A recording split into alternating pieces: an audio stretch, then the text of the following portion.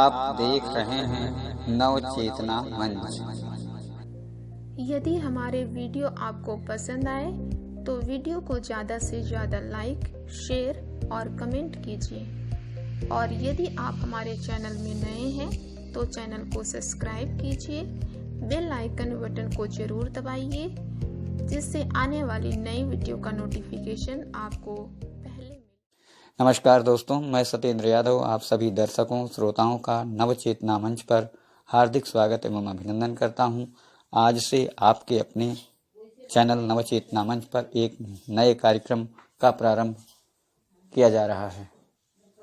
आज से 3 दिसंबर तक लगातार आपको विश्व विकलांग दिवस के उपलक्ष्य में विभिन्न विकलांगताओं से जुड़ी हुई जानकारी आपको यहाँ पर प्रदान की जाएगी।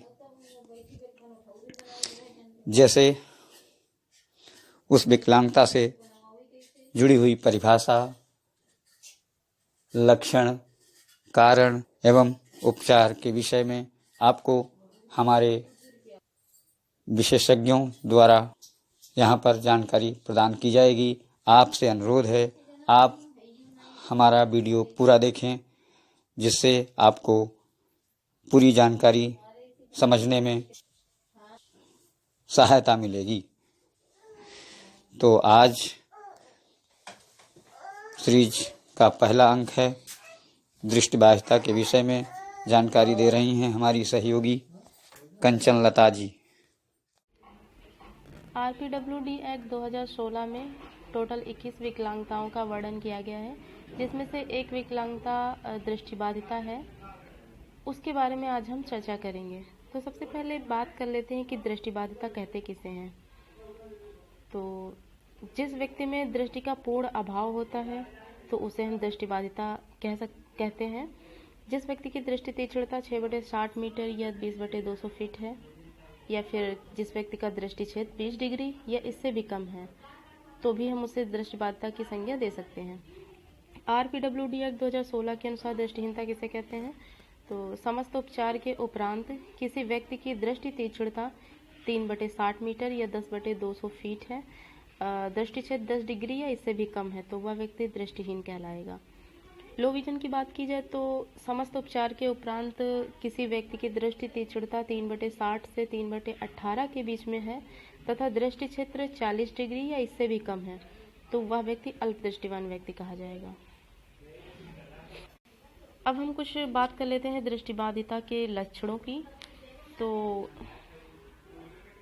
नंबर 1, नेत्र में रुक रुक कर अथवा लगातार पानी का गिरते रहना, नेत्र का लाल होना, नेत्र की असमान गति, देखने में कठिनाई का होना, किसी वस्तु पर नज़र न टिकना, छोटी लिखावट पढ़ने में कठिनाई का होना, और सिर दर्द की शिकायत करते रहना, दोनों आँखों में समायोजन की समस्या, नेत्र की अस्थिर गति का होना, पुनश्चर्या और गतिशीलता की कमी, पलकें बराबर लाल रहती हैं, वस्तु या पुस्तक को बच्चे आंखों के पास या दूर ले जाकर पढ़ते रहते हैं, और दूर की वस्तु को देखने के लिए असामान्य रूप से सिर को आगे पीछे करते हैं, प्रायः वस्तुओं को छूकर महसूस करते हैं, वस्तु को वास्तविक आकृति एवं रंग पहचानने में असमर्थता प्रकट करते हैं।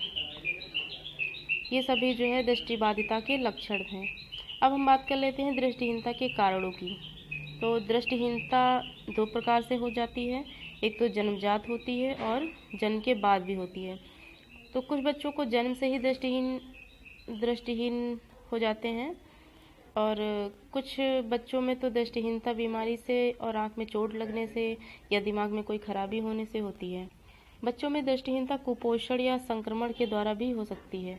इस तरह दृष्टिहीन को रोका भी जा सकता है। जन्म के बाद होने वाले कुछ निम्नवत कारण हैं, जैसे सूखी आँख। सूखी आँख को जीरोप्थैलेमिया भी कहा जाता है। इसमें पोषण की कमी हो जाती है। एनीरिडिया जो है, इसमें आइरिस का विकास नहीं हो पाता है, जिससे भी दृष्टिहीनता होने की संभावना बढ़ जाती है। एल्पिनिज्म में इस बीमारी में जो है पिगमेंट्स उपस्थित रहता है, जिसके कारण दृष्टिहीनता हो जाती है। जन्मजात मोतियाबिंद कुछ बच्चों में जन्म से ही मोतियाबिंद होता है, परंतु कुछ में पहचान न होने के कारण समस्या बढ़ जाती है, जिससे दृष्टिहीनता हो जाती है। संक्रमित बीमारियां, कुछ ऐसी बीमारियां हैं जो संक्रमण के द्वारा फैलती हैं, जैसे ट्रैकोमा, इसे कंजक्टिवाइटिस्म भी कहते हैं। ग्लूकोमा, यह एक बीमारी है जो आँखों के गोलीय भाग के अंदर अधिक दबाव होने से हो जाती है। रेटिनाइटिस पिगमेंटोसा, इसमें धीरे धीरे रेटिना का क्षय होने लगता है, जिससे नेत्र क्षेत्र घटते रहता है और पतला होने लगता है। डायबिटीज़ के अधिक मात्रा होने पर व्यक्ति की दृष्टि प्रभावित हो जाती है, जिससे गंभीर स्थिति में नेत्रहीन भी हो सकता है। उच्च रक्तचाप भी होने के कारण जो है रक्त का थक्का जमने लगता है और आँख की सिराओं में रक्त का थक्का जम जाता है, जिससे दृष्टिहीनता हो जाती है। ट्यूमर के कारण भी दृष्टिहीनता हो सकती है। दृष्टिबाधिता को रोकने के कुछ उपाय हैं, जैसे कि प्रथम 3 महीनों में बच्चे को टीके लगवाने चाहिए, अर्थात गर्भवती महिला को प्रथम 3 महीनों में जो है टीके लगवाना चाहिए। गर्भवती महिला को पोषाहार का ध्यान रखना चाहिए। समय समय पर आवश्यक टीके लगवाने के साथ साथ आयरन, प्रोटीन, विटामिन युक्त आहार की मात्रा को भी लेना चाहिए। संक्रमण से बचना चाहिए, विशेषकर मीजल्स, रूबेला और सिफालिस से। अनावश्यक एवं बिना परामर्श के दवा लेने से बचना चाहिए। दृष्टिबाधिता की रोकथाम हेतु प्रसव के दौरान अच्छी देखभाल आवश्यक है। प्रसव के समय मस्तिष्क को चोट पहुंचने से बचाना चाहिए। प्रसव के समय औजार के प्रयोग से चोट की संभावना रहती है, इस स्थिति से भी बचाना चाहिए। प्रसव प्रशिक्षित चिकित्सा कर्मियों से ही करवाना चाहिए ताकि जटिल स्थिति से बचा जा सके। यदि गर्भाशय में गर्भ की स्थिति असमान है या बहुत लंबे समय से दर्द हो रहा है, प्रयोग चिकित्सक से ही प्रसव करवाना चाहिए। तो जन्म के समय अनावश्यक दवा या ऑक्सिटोसिन दवा का अनुचित प्रयोग नहीं करना चाहिए।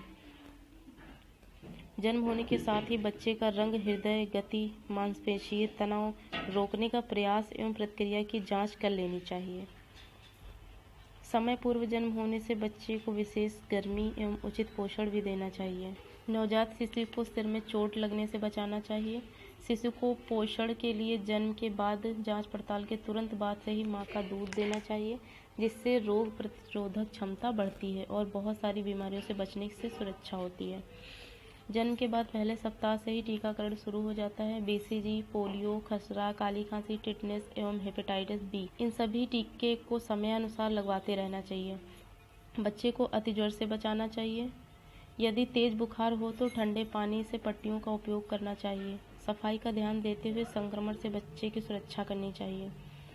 यदि बच्चे की विकास प्रक्रिया धीमी हो तो चिकित्सक से उचित सलाह लेनी चाहिए। आज मैं अपनी बात को यहीं समाप्त करती हूँ। धन्यवाद।